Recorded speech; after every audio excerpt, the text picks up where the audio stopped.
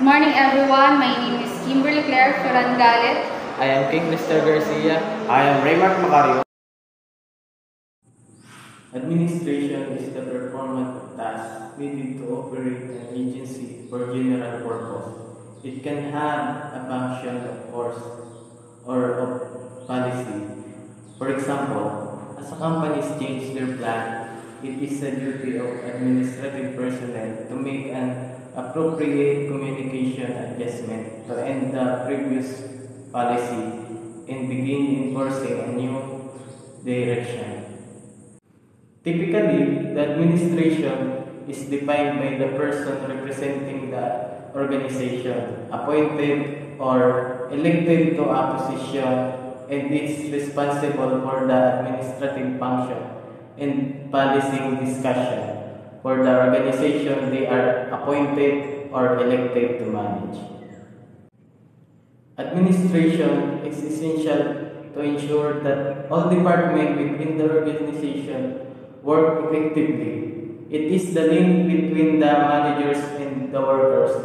This provides the workforce with inspiration and helps them understand planning.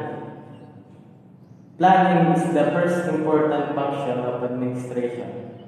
It involves setting goals, objectives, create a timeline, and so on. Therefore, it is very beneficial in administration. Next, organizing. It helps the administration organize their plan and objectives. It ensures the growth and effectivity of the task. The third one is directing. It involves guiding and leading people to perform the task. So, it helps the administration to work effectively and efficiently. The last function is controlling. It involves documentation, evaluation, to make sure that the administration progress toward their established goal and objectives. Here's the table, difference between administration and management. Administration involves overseeing an organization's day-to-day operation, ensuring they run smoothly by implementing policies and decisions by the management. Then, management is primarily concerned with planning, organizing, directing, and controlling resources to achieve organization goals. What is an administrator? An administrator is a person who makes sure an organization is running at full capacity. Their particular rules depend on the form of company, organization, or agency they operate in. An administrator may be someone assigned to oversee an organization for the affairs. An administrator as an organizer. Administrators formulate short and long-term strategies that set specific priorities and objectives. To put it another way, they strive to get an organization where it needs to go. To ensure that these plans work, the planner must above all understand how, where, and who of the program as a whole. The functions of the administrators are essential to the organization they operate. The rules usually involve a wide variety of duties, including filing and administration. Clerical level administrator. An administrator may be someone in charge of the smooth and effective operation of a single office. The responsibilities include handling all the paperwork and will typically report inside the office to all individuals. The role is likely to depend upon what the duties of the other colleagues are. It is the responsibility of most office administrators to manage or distribute all posts within an office. Mail duties can include opening all letters that comes in and ensuring that they meet the people concerned. In addition, they are responsible for all of the outgoing posts. They are also going to plan and arrange filing for the court. Filing requires not only fetching the correct documents but also returning them after they have been used by citizens. For some organizations, the administrator is the first port of call for the communication. They then Send the emails to the appropriate people in the same way they do with the message. What makes a good administrator? To be a good administrator, a person must be deadline driven and possess a high level of organization, capable balancing multiple tasks simultaneously and delegate when appropriate, capable of planning and have the ability to think strategically, an excellent communicator both in person and in writing, always looking for opportunities to improve productivity and organization. Skills of an effective administrator. Ability implies a capacity that can be created, not inherently inborn, and that is expressed in output, not mere potential. Therefore, the main ability requirement must be successful action under various circumstances. Although a good administrators are widely recognized for the selection and training, there is surprisingly little agreement among executives or educators on what makes a good administrator. This subject indicates what could be a more useful approach to manager selection and growth.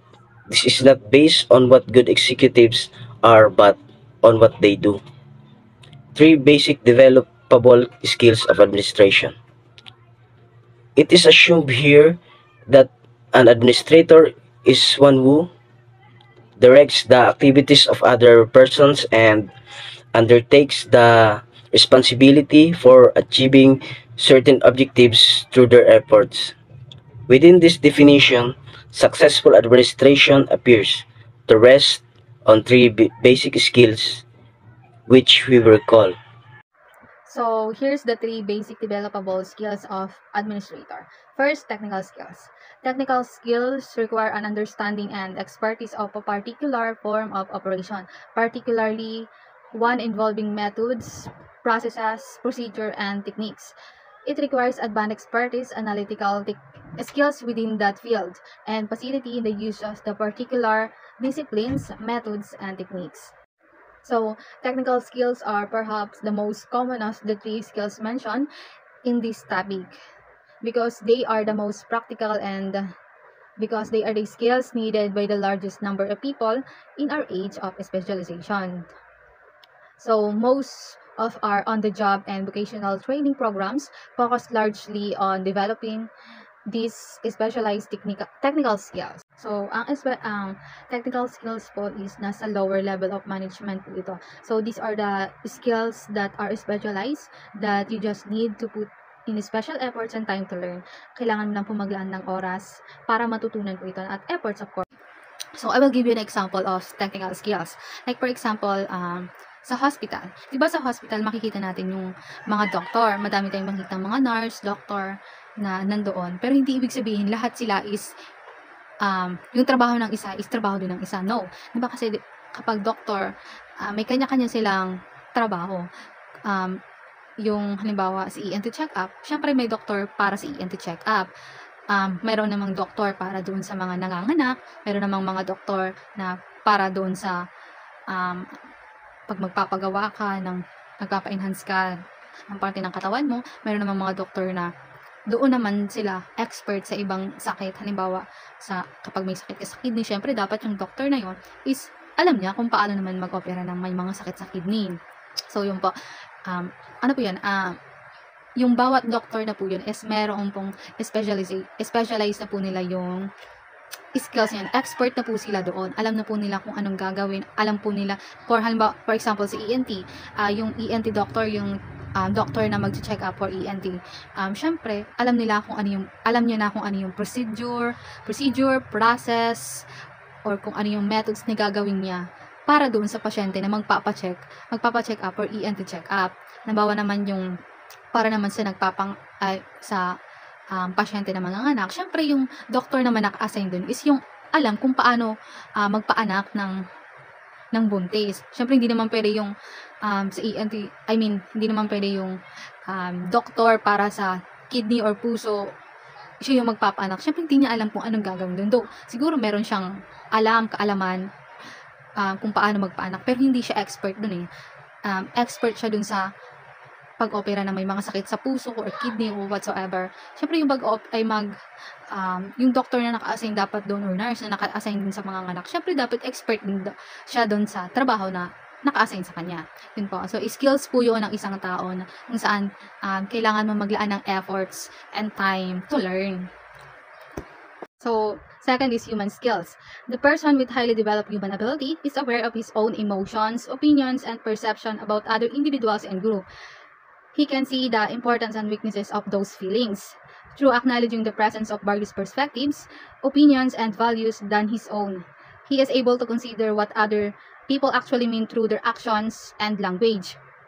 He is similarly skillful at expressing what he means by his action to others in their own ways. Human skills is the ability of the executive to function efficiently as a member of the community and create cooperative efforts within the team which he leads. Since technically ability is primarily about working with things, processes, or physical objects. So, ang human ability is primarily working with people. So, kung ang technical skills po is nakapokus siya sa things, processes, or physical objects, yung human ability naman po is primarily about working with people. As a leader or administrator po, dapat alam mo kung paano magtanggap ng opinion ng subordinate mo. Alam mo kung ano yung opinions na binibigay nila, and alam mo naman yung feelings na meron sila. Of course, dapat marunong ka din mag-acknowledge ng mga subordinate mo, kasi through acknowledging po is mas nag-grow yung employee mo, mas ginaganahan silang magtrabaho ng trabaho nila kasi nakikita mo yung efforts na ginagawa nila. To build an environment of acceptance and protection in which subordinates feel free to express them without fear or censorship or criticism, by enable them to engage in the preparation and implementation of the issues that affect them directly. He is sufficiently responsive to other people's needs and motives in his organization to be able to judge the likely reaction and consequences of different courses of action that he may pursue. Knowing this awareness, he is able and eager to behave in a manner that takes into account the views of others. So, human performance can be something. Strategies can be implemented randomly, nor can personality characteristic be placed on or removed as overcoats, as all that an executive says and thus has an impact on his colleagues, he must demonstrate in his true self in time. So therefore, to be successful, this ability must be established naturally and demonstrated unconsciously as well as consistently in every action of the person. And this needs to become an important part of his whole being. Lastly is conceptual skills. So this competence in the unifying organizing component of the administrative process and of overwhelming ultimate significance, because the overall performance of an organization depends on the strategic capacity of its executives to formulate and execute policy decision. So conceptual competence requires the ability to see the organization as a whole. It includes understanding how the organization different function depends on one another and how all the others are influenced by changes in any component. The administrator will then be able to behave in a way that promotes the general interests of other entire organization, understanding this relationship and perceiving the significance elements of each case. So consequently, the effectiveness of any decision depends on the analytical ability of the decision makers and those who bring it into effect. So not only does the successful coordination of the various parts of the operation depends on the analytical abilities of the concerned managers, but the entire future course and tone of the organization also depends. So the attitudes of a top executive color, the entire character of the response of the organization, and decide the personality that distinguish the ways one organization does its service from the ways of another. So those attitudes reflect the analytical capacity of the administrator. So Conceptual skills daw is involved thinking about ideas that shape your team, department, and organization. And it's about problem solving, strategic thinking, planning, and creating a vision. And conceptual skills is no longer focusing on your own or your main deliverables, or your just focusing your employees. It's about thinking how your work affects the aims, the mission, the vision, and objective of the organization, and how the aims also affect your employees.